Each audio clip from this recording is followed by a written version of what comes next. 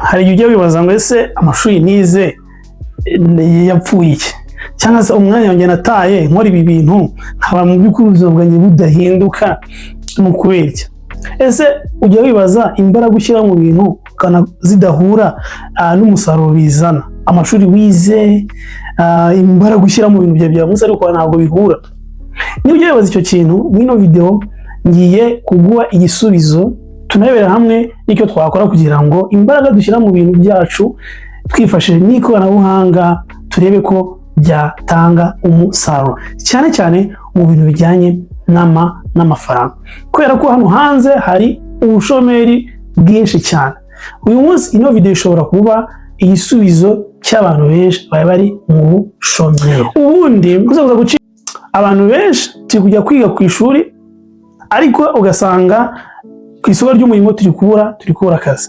Ariko none igitangaje kibabaje muri ibyo bintu ni ukuntu abantu batize, abantu bataturusha ubwenge, bataturusha imbaraga, bataturusha ibitekerezo byiza, bataturusha imico myiza, usanga ari abantu ariko ubuzima bwiza, usanga ari abantu baryohe n'ubuzima, ariko ugasanga twebwe twivuga ko dufite imico myiza, twivuga ko twize, twivuga ko turi abana beza, ugasanga hano hanze ubuzima byaducanze. Ese mu by'ukuri ibi bintu biterwa n'iki? Njye nagiriwe amahirwe yo kwanaliza ibintu no kubireba. Ndi mu bantu babyaje umusaruro amahirwe mu dufite ikoranabuhanga, ariko kuko nyine ndi umuntu utekereza ukanaliza ukareba muri rusange, naje gusanga nuko iniwacu cyangwa se no muri Afurika, iniwacu mu Rwanda haracyari ikibazo. Turacyari gushyira imbaraga mu bintu bitagitanga amafaranga nka mbere. Ni ukuvuga iki? Ni ukuvuga ngo buri kinyejana, buri generation iba ifite ikintu kidominatinze ibindi mu gutanga amafaranga, mu gutanga akazi, mu guhindura ubuzima bw'abantu benshi. So ni ukuvuga iyo icyo kintu wowe ukimenye ukagishyiramo ingufu, uba ufite amahirwe menshi cyane yuko uzabona amafaranga, uzatanga akazi, ubuzima bwawe bugahinduka. So rero ikintu gihari, abantu benshi turi gushyira ingufu, abantu benshi bashyize ingufu mu kwiga amashuri menshi, mu kugira amadigiri, ariko mu by'ukuri ntago digiri ariyo idominatinze generation turimo mu gutanga akazi kenshi no mu gutanga amafaranga. Mbere kugira ngo ibintu bibasobanure neza, ngiye kwasubiza inyuma mu mateka, ngende mbabwira buri kinyejana cyangwa se buri generation na source of income cyangwa se n'umukintu cyatangaga amafaranga menshi n'akazi bitewe n'igihe cyari kiriho icyo gihe. Ubundi byatangiye ari agriculture, ubuhinzi. Abantu babaga bafite ubutaka, abantu babaga bafite ibikingi by'ubutaka, niho babaga ari abakire, niho banatangaga akazi. Ni ukuvuga ngo iyo wabaga uri no haje ikintu bita landlord, ba nyiri ubutaka, ba nyiri ibyondo. Ni ukuvuga ngo ngewe ubu ngubu uyu munsi nta butaka bunini mfite, iyo njyana muri icyo gihe nari kuba nyine ndi icyo kwita peasant, cyangwa se ndi umucakara, cyangwa se ndi umudeyi ahantu, kubera ko icyo gihe niba nta butaka egare ko nta bukire. Icyo kinyejana cyangwa se iyo era yaje gusimburwa na era ya industry, inganda. Ni ukuvuga ngo icyo gihe byahereye mu Bwongereza, abantu benshi mwiza amateka ibi bintu, ariko kwihuza n'ubuzima busanzwe ntabwo nyine amashuri yigeze adufasha ibi bintu. Ni ukuvuga ngo icyo gihe umuntu waba ufite inganda yatangaga akazi, ariko none n'umuntu uzi gukora mu nganda, abantu bari mu nganda babaga bagize ute, babonaga akazi. Ni ukuvuga ngo umumekanisiye, abantu bazi gusudira, abantu bazi gukora mu nganda, abatekinisiye nibo babonaga amafaranga. Again, ngewe mbuze ntabwo nzi gusudira, ntabwo nzi akabona kamwe mu bijyanye n'inganda. Iyo wicara muri icyo gihe, uyu munsi nanjye mba ndi jobless, nta kintu mfite, kimwe nawe uri kunkurikira n'abandi bose ukora kuri internet. Icyo gihe utazi gukoramo mu nganda, ariko uyu munsi muzi abantu benshi bafite ubumenyi kujyanye n'inganda, ariko ntabwo aribo mu by'ukuri bari kubona amafaranga. Icyo gihe rero cyasimbuye n'ikindi, ariko abantu benshi twese tujya tugwa, cyasimbuye n'igihe cy'abantu bize, cyangwa se age of service. Ni ukuvuga ngo ba nyiri inganda baproducinze ibintu byinshi cyane, biza kuza kubaho ko bakeneye abantu babafasha muri distribution. muri management, muri marketing, mu mategeko, muri human resource. Niyo mpamvu dukeneye abantu bize baza kudufasha ku managing production yacu. Aho niho nyine abarimu baze ko bagira agaciro. Kera abantu muza kunkurikira, muza abantu bakira bari bubashwe abantu bakire, kuko ni bari bakeneye ku isoko. Abantu baba kwiga ubundi cyo gihe bivuze ngo kwiga bivuze kwita kubona amafaranga. Iburayi iki kino kijeje cyo cyaranye za 18, ariko muri Afrika twe cyarangiye muri za 2000 na kangahe, aho nyine abantu bize batangiye kuba benshi, azigatangira kuba ugasanga umuntu yarize ariko nta kintu, sibyo? Ugasanga ufite amashuri menshi ariko nta kintu. Kino kinyejana rero cy'abantu bize cyaje gusimburwa n'ikinyejana cyangwa se na era y'abantu boroshya ubuzima, technology. Niba muri za 18 hatangiye kuza machine, hatangiye kuza computer, hatangiye kuza ama printer. Impamvu ibintu umuntu yandikaga mu masaha 5, machine iri kutaka ibyandika mu minota 15. Umuntu uzi gukoresha printer atangiye kubona akazi. Nanga abantu bari bazanye iryo koranabuhanga, iyo technology, abantu barizanye cyane cyane ya computer, babaye abaherwe n'abaje abantu babyigete. Ariko si ibyo, n'abantu bari bazi gukoresha iryo koranabuhanga, bazi gukoresha machine, bazi gukoresha laptop, bazi gukoresha ibintu runaka bya n'iryo koranabuhanga, babonye amafaranga.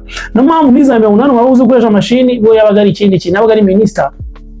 Kwega muri Afrika byaje muri za 2000, umuntu muze kuza kuva muri comment muri za 2000 abantu mwaye muzi gukoresha machine, mwaye muri abakiri, abantu barabashakaga abakonsulta igeno hino, muri abakonsulta mufite amasiberi, murabyumva cyane. Icyo gihe umuntu wazi gukoresha ikoranabuhanga, n'uvuga ngo umuntu wazi korohereza abantu akazi yabonaga amafaranga. Icyo kinyejana cyangwa se iyo era yaje gutanga indi era ya information, amakuru. Hano haje Google, haje za Facebook, haje internet, itangira gutanga abantu amakuru.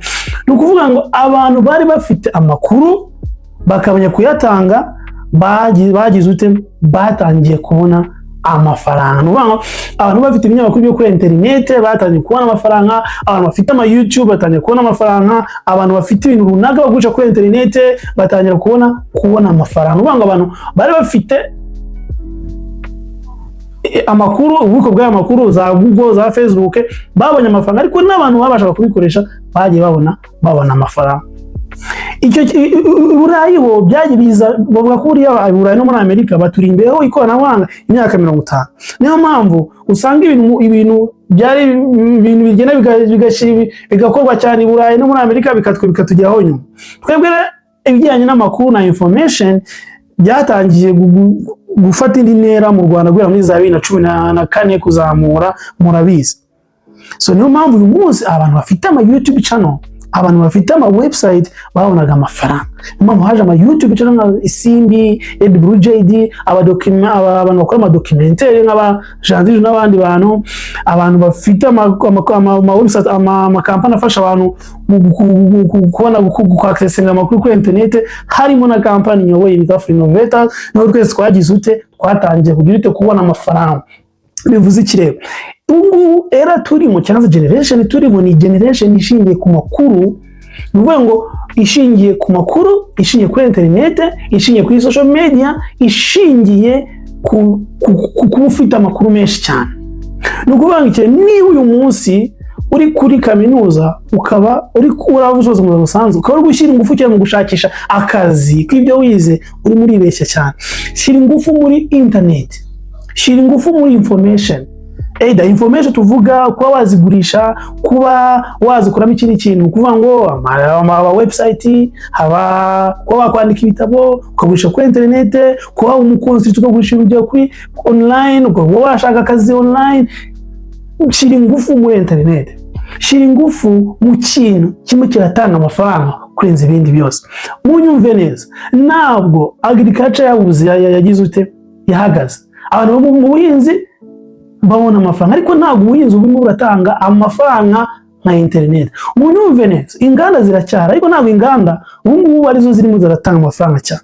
Munyumve neza, kwiga ni byiza. Nanjye narize, mfite masters, ndimo ndakora PhD, ntabwo mvuze kwiga, ariko ntabwo aricyo kintu nzi neza ko cyama amafaranga. Ikima amafaranga ni YouTube, ikima amafaranga ni company kubakira abantu ama website, ikima amafaranga ni ibitabo ngurisha, ikima amafaranga ni consultancy nkora online, ikima amafaranga ni ukwigisha kuri internet, aho kugira ngo njye kwigisha abanyeshuri 30 kuko njye nize ubuhezi njye kwigisha abanyeshuri 30 ku ishuri, ndaza kuza mbigisha kuri internet views zanyu namazemo company yanjye ngurisha ibitabo byanjye, ibintu bye byose ndimo ndabyaza umusaruro internet. Niyo mpamvu rero niba wankurikiye neza, turi mu kinyejana cya information, turi muri era ya internet, turi muri era ya social media, turi muri era ya AI. Niba ushaka kubona amafaranga, mbikubwiye mpagaze n'amaguru yanjye yombi, ibyo bishyiremo ingufu. Ntabwo bizaba umunsi umwe, ntabwo bizaba mu cyumweru kimwe, ariko icyo nakubwira mpagaze ntashidikanya nuko ibyo nibyo bintu birimo biraha abantu amafaranga, ibyo birimo birakora abamiliyarderi, ibyo birakora abamiliyoni. So rero aya mashuri yawe, ibyo madigri wize, forget about them. Niba utabasha kuyahuza na internet, utabasha kuyahuza na social media, utabasha kuyahuza na AI, ntabwo ushobora guha amafaranga. Rero ni byiza ko tumenya igihe tugezemo. Ubwo turimo turerekeza mu gihe cya AI, aho umuntu utazi gukoresha AI bizamugora ko yabona amafaranga. Ndakeka ndaje gusobanura impamvu abantu benshi batize ubwo bari kubona amafaranga kandi bo barize utari kubona amafaranga.